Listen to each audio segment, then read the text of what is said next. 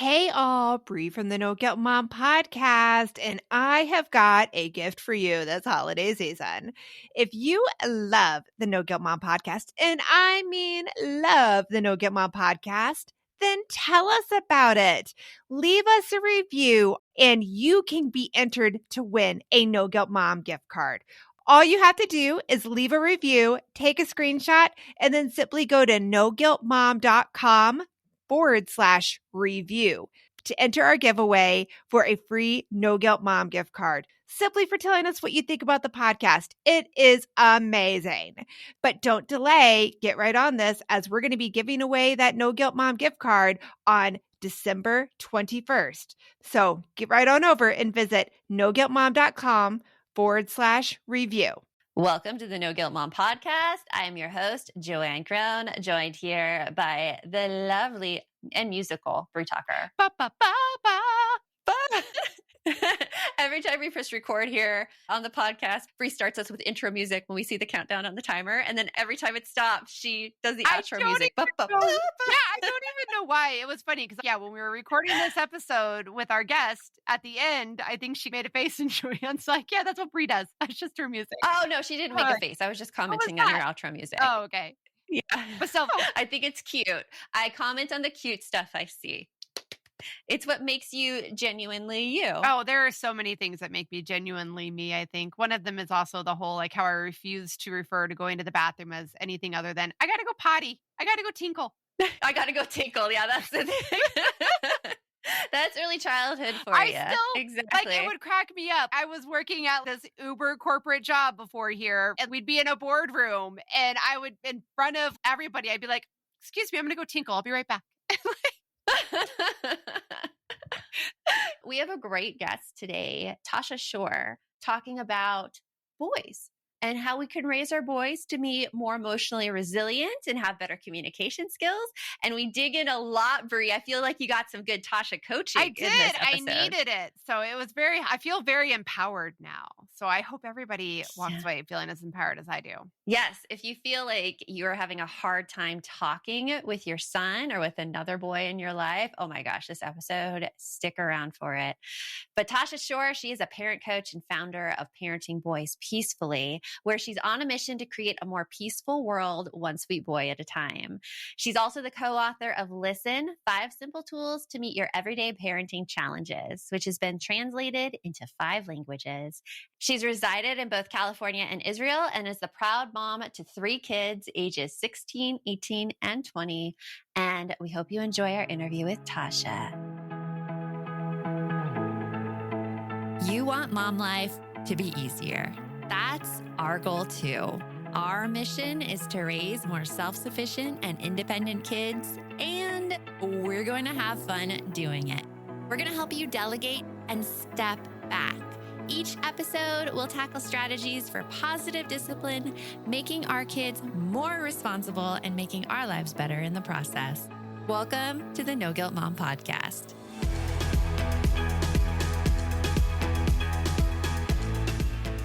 Welcome, Tosha, to the podcast. We are so excited to get into this topic of boys and aggression. And the biggest question I have for you to start this out is, why the focus on boys in particular? Great question. One I get asked all the time. Focus on boys for a lot of different reasons, but really because my heart goes out to them. I feel like they have been left behind. I grew up with my mom, feminist, fighting for women's rights. I can be whatever I wanted to be. I feel like we've made huge strides for women. We still have a long way to go for girls and women. I'm not saying that we don't, but I think what happened is that in a lot of ways, we've turned the boys into the bad guys. And just poo-pooed them on the side. Oh, they're bad, or they're causing trouble, or they can't deal. And that's not serving them well. It's also not serving our families well. And if you read the newspaper, you'll notice that it's not serving the world well either. Well, there's a loneliness epidemic right now among men in particular, because boys aren't being raised with the socialization or the friendship skills, and they're also not feeling comfortable talking to their friends about emotional issues and all these things that provide great mental health boys aren't taught how to do. It's true. They're not. And I think there's an expectation also that especially on the part of moms, I encounter this a lot as I coach moms, where there's this expectation that the boy's going to talk about it, right? Oh, So, yeah. hey, sweet boy, let's sit down and talk about what happened at school today. Why did you throw your paper at your teacher? Or why did you throw the pencil at your friend or whatever? 99.9% of the time, that is not how this young boy is going to process what happened. And so we're trying to force a way of processing that might feel natural for us, but isn't for him. And so part of focusing on boys is figuring out how can we support them maybe in ways that are different than we were supported or that we would want to be supported. Okay, I have to 100% agree with this because I struggle so much, and I always have, to connect with my oldest, my son, because when he was really little, yeah, he would talk about his feelings more. But as he hit elementary school and up, we just hit this thing where I have a really hard time getting him to discuss feelings and how to and I know he's not processing things great, but I'm at a loss as to, I feel like I'm constantly trying to climb up a slippery slope and I just keep sliding back down. Well, Yeah. it's hard. It's hard with boys too, especially asking the question. I think that question is hard for both girls and boys. The why did you do a particular behavior? Because most people have no idea why they did a particular behavior. And you have something you say that aggression is almost always fear in disguise. Can you tell us a little bit more about that? Yeah, I think it's really important to realize that. One of the reasons, the main reason to me that is really important to understand is because it allows us to access empathy in a way that's really hard to access when we don't see things that way. So if we have a boy who is perpetually taunting his younger brother, let's just say, and we're in the mindset of he's a bad kid, what's wrong with him, or blaming ourselves, what did I do wrong to raise such a monster? It's really hard to access empathy. It's really hard to feel warmth or compassion towards that child, which is a prerequisite of being able to help him. Nobody's going to let us help them if they feel like we're not on their team, right? Yeah. But if we can realize there's fear in there, and we might not know what that fear is of or what that fear is about. And in fact, there might not be a real danger, but it might just be that his system is sensing danger. And so he's reacting to something that to us just seems no big deal. But if we can get ourselves in that mindset, then, like I said, we can feel love towards him, we can feel compassion, and we can turn to ourselves and say, okay, this kid is struggling. What might I be able to do to turn things around? How might I be able to connect with this boy? I do see a lot of explosions from my son, and we've been working on this a while, and I'm a big proponent of therapy. Like, he's in therapy right now to talk about emotions and just very emotional centered household. But it's true, when you dig behind the reasons for the outbursts, it's usually a fear-based response. Typically, what sets my son off is his older sister, no surprise, but he thinks that she thinks that he doesn't know anything. And when his intelligence is ever questioned, that is when he just goes off on her. And it's so interesting seeing the reasons behind behavior and behind aggression when we look at it from that fear-based lens. Right. Joanne, that's super interesting, the story that you just told about your boy. It's very common. And I think what's important is to realize that I'm not saying therapy is bad or it's not worth it. And if it's helping, that's wonderful. And I always say to parents and my boys too, I want you to know, and I want your kids to know that there are lots of people in the world who can support them. And it's really a skill to be able to ask for help. This is one of the things that I want our boys to learn how to do, is to ask for help when they need it. But again, if it's not working, right? If the talking about the why isn't working, then we need to look deeper.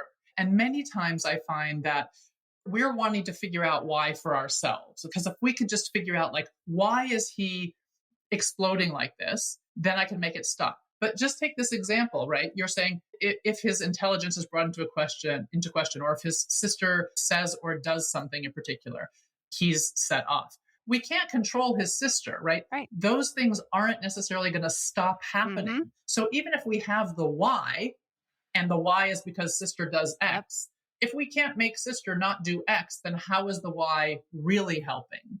And so that's where I come in terms of looking for a more somatic based healing experience that's less dependent on the Y and more about trusting the body to heal by releasing feelings. Well, you make an interesting point when you say talking about the why, because my whole approach is that I don't so much want to fix it, but I do want to make him more comfortable in his own skin and his own emotions so that he knows that the feelings that he's feeling, where they might be generating, what thought processes might be generating them, and how to attack those thought processes, or question, actually is a better word, question those thought processes so that he doesn't escalate to that or point. get to the point where he just tries to just numb it all and stuff it all down, right? Yeah, The other toxic Thank you for saying that. the other toxic part of society that's, you know what, I don't understand these feelings, and let's just be honest, and I'm a guy, so I shouldn't be having them, so we're just going to pretend like they just don't even exist. I'm going to stuff them down until they eventually explode. No, that's not helpful. Yeah, absolutely. And it's one of the things with aggression is so often we're afraid of the behaviors and then they're stuck with them because it's like, oh God, the adults around, they can't deal with this either. And so they try to tap them down. And again, just like you said, we look at addiction, we look at all the ways that we numb. Look at how we numb. We numb, adults numb with sex and porn and drugs and alcohol and our glass of wine at the end of the day. Like, we all have our ways to numb. I was going to say, social can media. we throw in social media there? It feels like a little bit more gentle, but it is still numbing, we'll be honest. Yeah, I should say that. No. I'm like the lamest person on social media. I'm like so not into social media. So I'm just like, oh, makes me crazy. But yes, that's absolutely right. And we don't want our boys to tamp down those feelings. We want them to be able to feel. So we have to get comfortable with them feeling. Yes. That is a big thing. Does really start with us and our behavior, because we cannot change our kids' behavior. We only have influence over our behavior. And becoming comfortable with that is so hard. You feel like you're being torn apart inside. It is. But I do want to say that their behavior will change as a result of our behavior changing. We can't come in with our agenda, hey, let's sit down and talk about your feelings, because they're just going to zip their mouth right closed and not say the quieter I am, the quicker this will be over. I can wait mom out. I know I can. Exactly. But if we listen intently, I think parents will be surprised at what comes out. Like, just for example, like I have one child who is more reserved than the other. I have one that's TMI all over the place, right? I got to be like, I'm your mother, right? I don't want to know all these things. But then I've got one who tends to keep his feelings close to his body and his heart pretty closed. And it's interesting because the other members of the family will say, you know, oh, he doesn't talk about anything. He never tells us what's going on, or we can't get to know him. And I look at them and I go like, that's actually not true. If y'all are willing to stop talking for a few minutes, poor guy can get a word in edgewise. Quiet, you'd be surprised at what you'll find out about your brother. It's quite interesting. And so that's the child who comes in the door and I say, welcome home. And then I'm just quiet. Oh yeah. That is a good tactic too. I have to use that. My husband is that way. And so I feel like he trained me for having kids that way, because I cannot ask any sort of question, because questions are tied to expectations. That's right. When you ask someone how their day is going, they feel like they need to tell you something positive, else you'll let them down. And people don't want to share. And I took my husband talking to me about that to really understand what's behind it. But staying quiet, saying, it's good to see you. And then bam, about 5 minutes later, everything will start coming out. And I'll be like, I need a break. Totally. I find a lot of parenting boys is about offering myself, right? Rather than asking for something. Yeah. If I notice it's me who's wanting something, I'm wanting information, I'm wanting closeness, I'm wanting connection. I'm much more successful at getting those things when I offer myself rather than start sort of poking. So how do you offer yourself? Because I'm going to say that again, Joanne knows my two kids very well. My oldest is my son, and my daughter is only like 15 months behind him. They're very different. My son's very reserved, doesn't want to talk about his feelings. So it's hard for Bree to let go of the walks in the door. How was your day? Because again, he hates that. So to me, offering myself is coming in his room, because he never wants to leave his room. Come in his room, he's playing video games. I plop on his bed. He'll slowly turn and be like, "Can I help you?" And I'm like, "I just wanted to be here." I love But that. That's it doesn't perfect, seem Brie. to work. Stay with us. We'll be right back. Hey, all, Brie here, and I wanted to share one of my favorite gifts to give during the holiday season, a Storyworth book. It is the most amazing gift ever. Storyworth is an online service that lets you create a special and unique gift of someone's story. I've given Storyworth books to both of my parents, and it has been their favorite gift, hands down. And did I mention it is so easy? Storyworth emailed my parents questions every week that I handpicked from their massive list of questions that they have. All my parents had to do was open their email and answer them. That easy. I asked my dad questions like, did you have any rules that you set for yourself as a parent, which you immediately broke? And he did. I even asked both of my parents, are you more like your mom or your dad? And they shared a lot of really amazing qualities that I didn't know about my grandparents at the time. Then at the end of the year, Storyworth compiles all of their answers, puts them into this gorgeous book that covers everything. My parents love showing us their books, and I personally love getting a chance to read them. With Storyworth, I am giving those I love a thoughtful and personal gift from the heart that preserves their memories and stories for years to come. Go to storyworth.com/NGM and save $10 on your first purchase. That's storyworth.com/NGM to save $10 on your first purchase. My son is playing a game right now on his computer where he's a thief and the cops are after him. So I'm so excited about this new app, Give As We Grow, where instead of being the quote unquote bad guys, kids are practicing giving back.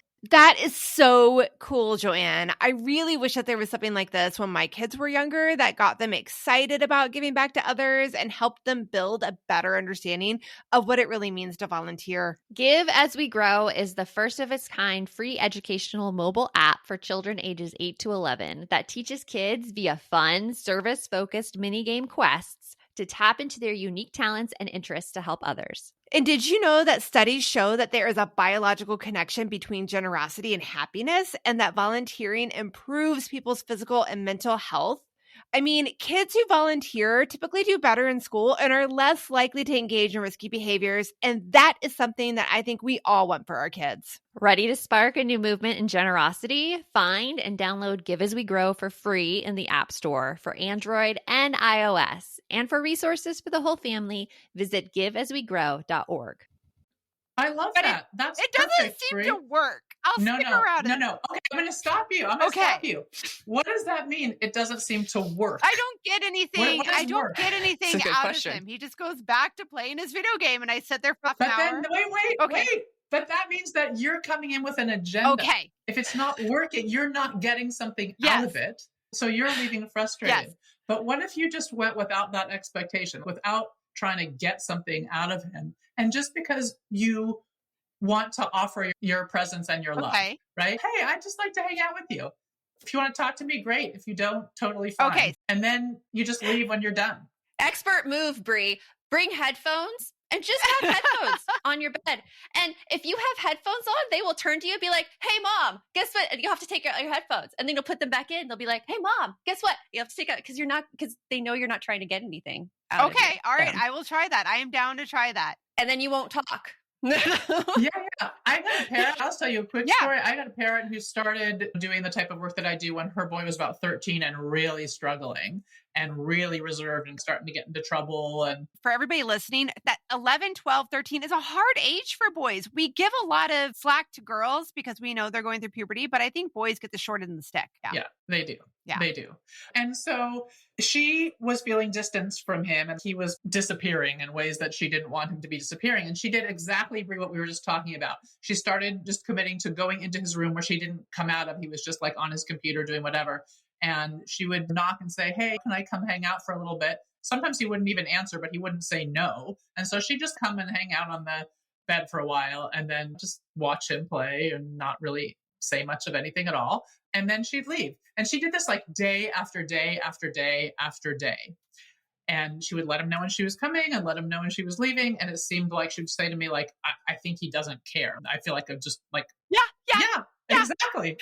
Like, I'm inconsequential. It makes no difference that I'm here. I could be a blob of salt. And that I feel her, sister. I feel her. But let me tell you something. one day she got up to walk out and he said, Mom, wait, I want to show you something.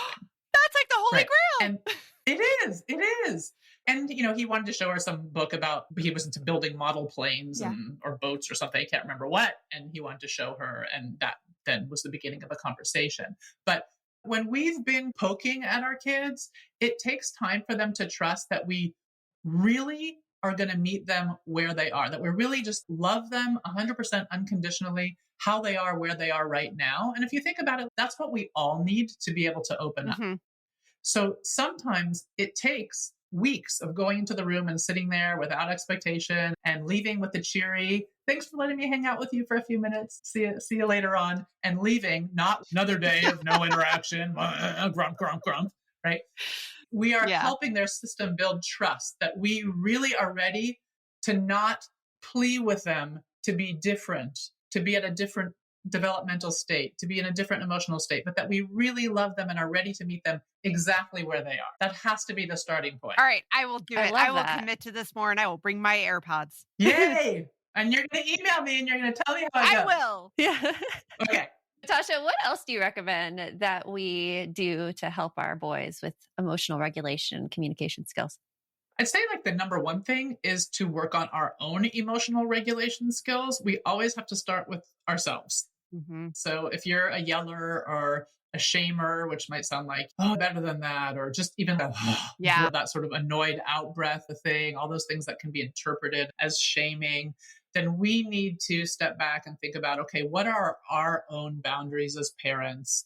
Why do I feel resentful, right? How am I not being true to myself such that I'm feeling resentful towards my child? Because to me, that's a sign that I'm not holding my own boundaries. So looking at our own boundaries, looking at our own wounds. So one prompt that I'll often give parents is to think about what was going on in their life when they were the age that their child is now, the child that they're really struggling with. What was going on in your own life? There are often really amazing parallels. Maybe, Bree, we were talking about the college experience early on. I don't know what your experience was with applying to college, or if you applied, or if you went, or what the pressure was, or what it wasn't. But I'm pretty positive that if you took the time to think back to what that was like for you, you would realize how that experience is influencing the way that you're sort of walking this with your children. And then we can separate. It's, what of that do I want to take with me? And what of that do I want to leave behind? I think that is a good point right there, because I think I'm pretty good at reflecting back on and at what I experienced. Honestly, working with No Guilt Mom has really helped me open up my introspective skills. But that piece right there of what do I want to leave behind, I don't always think about that part of it. Well, it's hard when you're in the moment and you're dealing solely on your reactions because you aren't quite aware of how those wounds have impacted you. That, I think, is where we make those snap actions of the shame that you mentioned, or even the anger or the resentment. It's where that comes from.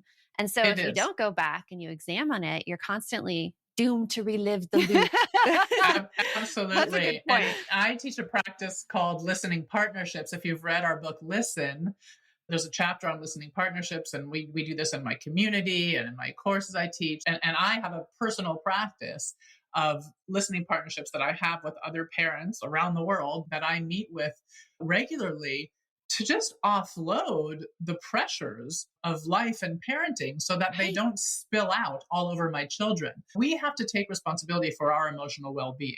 And that is one way. And that, again, we haven't really talked about the release of the feelings, but what I'm doing in that listening partnership is I might be sharing something verbally. I might be talking about an experience, but oftentimes, like recently, I was sharing about, I have a child going off to college, and there are lots of feelings coming up for me about that. I'm sad and I'm crying, and like to have a place where I can cry about that and mourn his departure and all of those things really helps me think more clearly about how I want to show up for him. And so one of the things that I figured out, like this light bulb went off after I had this big cry the other day. And that was that I actually don't need to share as much information with him as I've been sharing about how I'm feeling about his departure. Some of it's okay, but like actually a lot of this is just my stuff to work on, and he doesn't need to be a part of this. And that was intelligence that I gained by releasing the stress and the fears and the sadness through tears with my listening partner, not by anybody telling me I should do this or should do that. Back to your question, Joanne, it's like we have to take responsibility for our own emotional healing so that we can model emotional regulation. Completely. As the daughter of parents who, let's just say me going off to college, it was calling home and my mom being, why did you leave me for about 2 months? 2 months into my college experience. It was awful. It was so awful from a child standpoint. And I knew I never wanted to give that ever to my kids. Hey, an example of what you don't want to bring forward. Perfect. Exactly. What you don't want to bring forward. And you mentioned something earlier about release of emotions. What is that? So that's, for example, the crying, the tears that I shed. And so if we go back to your question about what can we do for our boys, one of the things is to really listen to their feelings. So at the beginning, we talked about talking about their feelings and the why behind it. But what I find is that when we have scenarios with our kids where they're really struggling, if we can be present so that we feel like with aggression, we have to set it up so that we don't feel in danger. So maybe we're on the other side of a wall, or maybe if we got a biter, we're wearing a few layers. So we're not going to get teeth in our arm, because once we get hurt, it's really hard to keep our cool. But if we can keep ourselves safe and focused on the goodness of the child, that sweet boy, I like to talk about the sweet boy underneath those not so sweet behaviors, then he can have that big tantrum. We're not trying to quiet it. He can have the big tantrum. He can yell and scream and tell us about how life's not fair and how we're the worst mom ever and all of the things. And we can know that actually what we're doing in that moment is something called stay listening, also something that we write about in Listen, where we're staying and we're creating safe space for him to feel. Because when those feelings come out, what happens is it's like the clouds part. And at the end, his thinking is much more clear. And so what you often find in a scenario where, let's say, children are fighting and you've gotten between them and separated them so no one gets hurt, and you're listening to them and they're screaming and saying all the things, is that if we don't get in there and try to be like the police officer and figure out like who did what and who done it and who went first and how many minutes for each, and we just allow them to feel their feelings, 99% of the time, when they're done, they are going to come up with a brilliant solution about how to share, or a brilliant solution about how to move forward. So I really want parents to understand that our children's intelligence builds. They get smarter when we create safe spaces for them to feel. And for our boys, we need to get comfortable with them feeling all kinds of things, not just anger. Mm-hmm. Like the ones we label feminine and girly, they got left out. They felt disappointed. They were teased. They felt embarrassed. They're shy. Like all these feelings, they need a place to take them.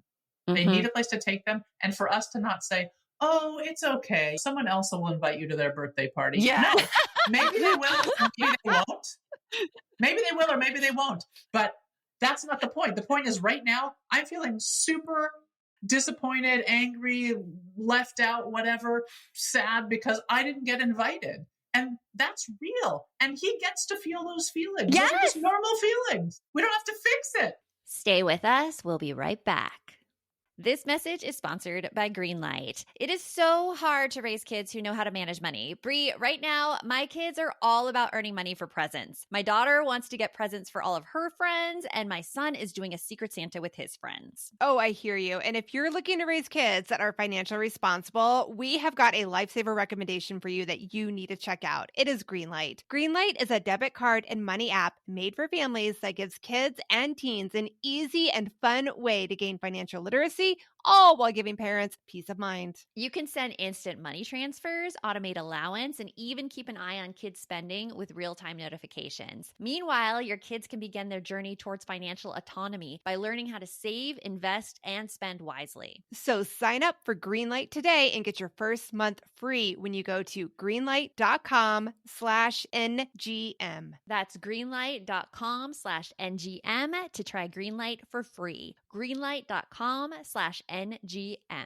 We're hitting that time of year where my brain gets so overloaded in December that I look for anything to make life easier. And I have to say, Brie, that Green Chef is one of those services. Yes, Green Chef is there to take away the dreaded, oh my goodness, what are we going to eat for dinner tonight? You can eat clean all holiday long with over 80 weekly meal options each week, featuring things like quick and easy, protein-packed, calorie-smart, or my personal favorite, the keto options. And you don't have to lose track of healthy eating habits during the holidays because every Green Chef customer gets a free session with one of their registered dietitians who can walk you through how to make clean eating work for you, which is very cool. And I have to say that I have been loving their recipes lately. They put things together I have never thought of. This week, we're trying the lemon basil caper pork with sauteed cauliflower, bell peppers, almonds, and feta cheese, my favorite. Their recipes make it so easy to support my wellness goals without skipping on flavor. For Green Chef's best deal of the year, get $250 off with code NGM250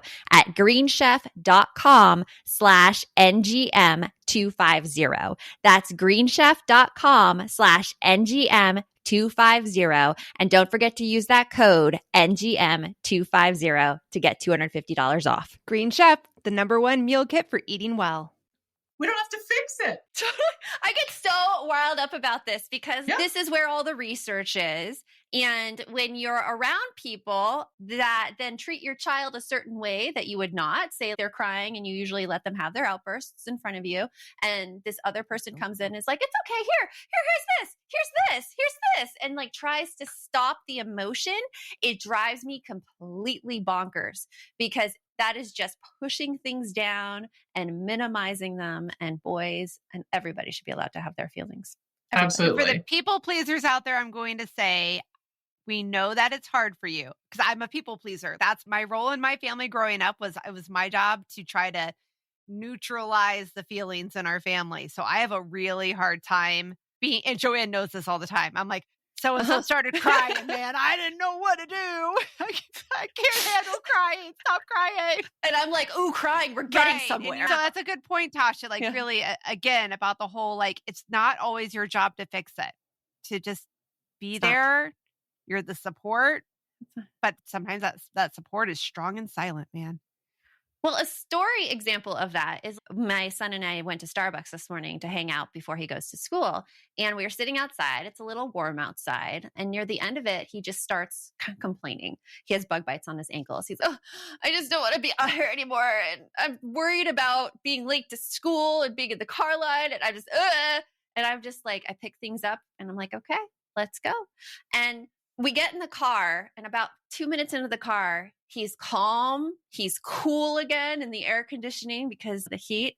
And he says to me, I'm sorry. It didn't look like you were ready to leave yet. And I'm like, I get that. I'm a free person though. I do what I need to do. I saw you needed to leave and that's okay. And he's like, yeah, but I saw that you didn't want to yet. I'm sorry for that. I love what that relationship you guys have built so that he's comfortable saying all of that. But what I really love is by that, at least from my perspective, from that interaction, he learned that he can say what his wants and needs are and that they will be valued. But I also get a lot of emotional storms and I feel the frequent need for wine. I don't do it.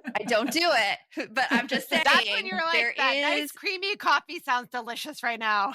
Bringing it back to the whole like wanting to numb feelings and needing to let them out somewhere. It is totally necessary because usually those mornings I'm right on the phone with Brie and I'm like, I'm ready to scream at everyone this morning. I'm with you. And I'm glad you're saying this because I want parents to know that there is no perfect parent and we're actually not striving for perfection. No. And one of the biggest gifts I think we can give our kids is the gift of apology because we are going to mess up. We are going to lose it. We are going to act in ways that we wish we could take back. But what an opportunity to be able to come back and say, hey, I'm sorry. That wasn't about you. That was about me. Like I have to do that a lot. But also especially for our boys, because again, I think they're taught this as society has this toxic masculinity of that you're strong, you're a leader, you don't show emotion, you don't cry, and you don't apologize because apologies are signs of weakness. And it's a sign of being a human. It's a human characteristic. It's a lot of pressure to think you're supposed to be perfect, both for our kids to think they're supposed to be perfect and for us to think we're supposed to be perfect. Totally. It is a lot of pressure. It's a lot of pressure. It's a lot of pressure. And we can let it go. Yeah, we could totally let it go. These are such good tips, Tosha, for raising our boys. I want to know though, right now, what are you excited about that's coming up in your life? Well, I think the thing I'm most excited about right now is that I'm working on a children's book. Ooh. Plus more. Yeah. So I'm not sure like what to tell you exactly, except that I've got a first draft written Mhm. and I'm about to do some edits and resubmit it to an editor. And I'm hoping that the publishing house will take it on. So maybe by the time this airs, it will be further along in the process. That would be my wish. If not, and there's somebody out here who publishes children's books and would like to hear my story, We might have somebody. Yeah, go to Tosha. exactly. The book is actually a little bit about something that we didn't get to, which is play and the strategic use of play in the face of challenging behaviors. I smell a follow-up episode coming, Tasha. That's what I smell here. We're going to have a follow-up. Yes. Well, thank you so much for coming on and sharing all this great info with us, Tosha. And we will talk to you later. Thank you. Thanks for having me on. Boys have so many emotions, and I love that Tosha focuses on them because, oh my gosh, I get hit with more emotions from my son, I feel, than my daughter. Although my daughter she's coming. She's pretty close to it. You had the joy, from my perspective, someone looking outside. The firstborn is like a little more quiet, a little bit more reserved. And then the younger is kind of like, I'm here, I'm loud and I'm proud. But now you have the joys of teenageism with a girl. And I just feel like those emotions are big and loud and proud. It goes up and down. Yeah. That's, I think, the problem, because sometimes it could be absolutely fine. Sometimes it could be like no emotion whatsoever in this Frozen. And sometimes they're very explosive and there's tons of tears and crying. And what Tosha was saying about you have to work on your own emotional resilience is 100% true, because so many times I want to run screaming out of my house because of all the emotions going on in there. There's so many emotions. And they're so uncomfortable. There's so many emotions. There's not much. It doesn't feel like there's much room left for your own emotions. Yeah, which exactly. Which it's makes when I go and close my room. Yeah. Close my door, sit in my room, read my book. But that's good. And try to calm down. Right. And that's good. And we need those breaks because you cannot possibly take on the emotional load of everybody in the household. Have space for everybody's emotions and yours all simultaneously. A cup only has so much room before things just start to overflow. Now that there's so much of this emphasis on parents controlling their own emotions, I feel like we're getting both ends of the bad stick here. Because as kids, we were told to control our emotions. And now as parents, we're told to control our emotions. Meanwhile, the generations on both sides of us get to go willy-nilly with all their emotions and just let them out. And we're the ones dealing with them. Well, that's because, we raised ourselves. Kids of the 80s and 90s, the latchkey stuff. Honestly, I love watching the TikToks and in reels these days of the parenting influencers, and they're like back in the 80s or 90s, what it was like. And the notes on the kitchen table that were like, yep, I'll be home around 5 or 6. There's a snack in the fridge, or you can get stuff out of the freezer. And we're all like, all right. And we did that all ourselves. Now, even my teenagers come home and I'm like, how was your day? Would you like a snack? All of this stuff that. Oh my gosh, I don't do that. For me, I do it because I'm thirsty. I'm a thirsty. I think I'm pretty open that I am a thirsty mom that is, that sounds really bad. That's not what I meant by it. It came out the wrong way. I want to connect with my teens, and like the fact that they're teens and I'm divorced and they're only here every other week. I'm like constantly seeing time tick by and I'm like, hang out with me, please. I'll bribe you with food, with drink. Yeah. But anyway. The best way I have found is to ignore. Like, not ignore, but play hard to get. Kind of play hard to get. Be there, but not say anything. So there's tons of times where my daughter will get in the car and I'll be like, hi. And she'll be like, hi. And then I won't say anything to her. And I'm waiting for her to talk. And I'm waiting for her to bring it up or bring anything up. And many times she has to go on her phone and she's just like on her phone. And this inner voice in my head is, oh my gosh, she is ignoring me and going on her phone. She does not have any social skills. I am raising her completely wrong. We should be engaging in conversation right now. And I should have my question cards out. And no, that's not it. That's everything that we have been told to do that doesn't actually work. I've talked with my daughter about this phone. I'm like, hey, I feel a little ignored when I'm in the car with you. because she saw I was upset one time. We got out of the car. I was visibly upset. And she's like, what?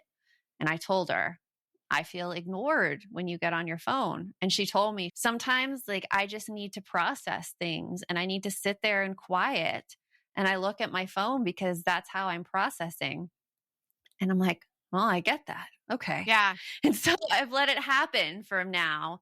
And usually when she gets to process her emotions and deal with them, then later on, when she's ready to talk, she'll come out and just talk to me. Right. Ugh, it's so hard. There's so much. But again, it's like Tosha said, reflecting back on what it was like when we were that age for our kids, be it really little, elementary, middle, high, whatever it is, and then taking the pieces that we want to carry forward and then leaving those pieces that we didn't want behind. That's the part that I struggle with, but I'm going to try really hard. And I'm excited. I'm going to be going in my son's room a little bit more often and like just laying there with my AirPods on. I do get so excited when he just randomly starts talking to me. I'm like, oh my God. Let's calm that down. Let's calm that down. That's the inside. I don't always show it. I know that I show a lot of emotion. But yeah, my husband's, you're a terrible poker player. Your emotions are so easy to see. But it's mine as well. We work well together. Yes. We always know when something's wrong. I know. Be like, what's wrong? Right. What's wrong? Just tell me. It's all good. I'm just gonna keep asking. It's interesting because something that Tosha said in there was about we shouldn't put our own feelings on our kids. And that's true to some extent, but I think there's really a balance to be had there because your kids need to know what happens when they behave a certain way to people. So if they're constantly on their phones and they're like ignoring you, I think it's okay to make kids aware that, hey, I was feeling ignored, as long as you're willing to listen to their reason as well and not just put it as a shameful thing on them. Because we have to be open to what they bring back. Yeah. What gets into trouble is if you're bringing up the same emotion over and over again when they've already told you what they're doing, then that's not helpful. And that's when you really need to release them. Yeah, for sure. But remember, the best mom is a happy mom. So take care of you, and we'll talk to you later. Thanks for stopping by.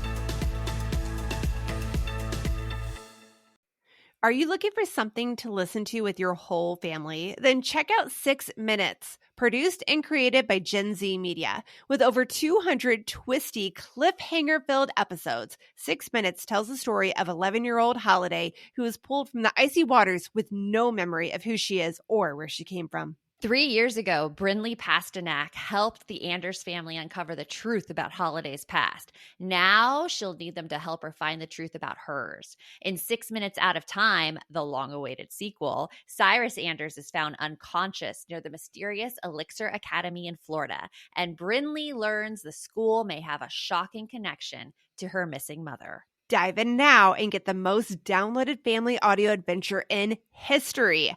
Follow 6 Minutes wherever you get your podcasts. You can listen early and ad-free with the GZM family subscription.